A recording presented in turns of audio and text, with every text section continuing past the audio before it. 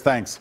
Efforts by the Haslam administration to outsource more state jobs took another step forward today, but it drew lots of protests in the halls of the legislature. It's the latest development in a story we've been following for months.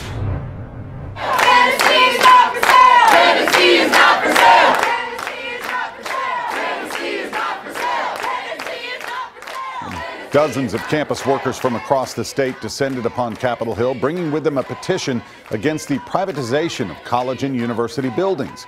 The protest came as administration officials went before a Senate committee to make their case for outsourcing jobs now held by state employees to a private company. News Channel 5 chief investigative reporter Phil Williams was inside the committee room. Phil.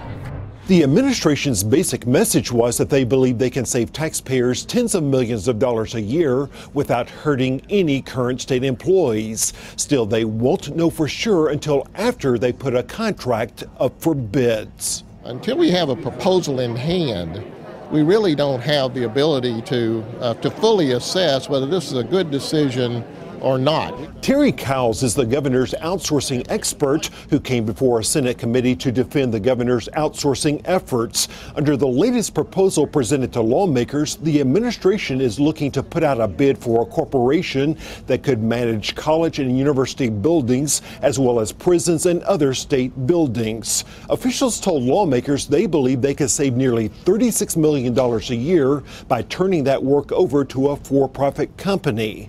But the contract would mandate that the vendor could not fire any current employees or cut their pay or benefits. And they say the outsourcing would be optional, meaning campuses could opt out if it doesn't make sense to them. Still, even Republican lawmakers were skeptical. Efficiency is so much harder to quantify, I think.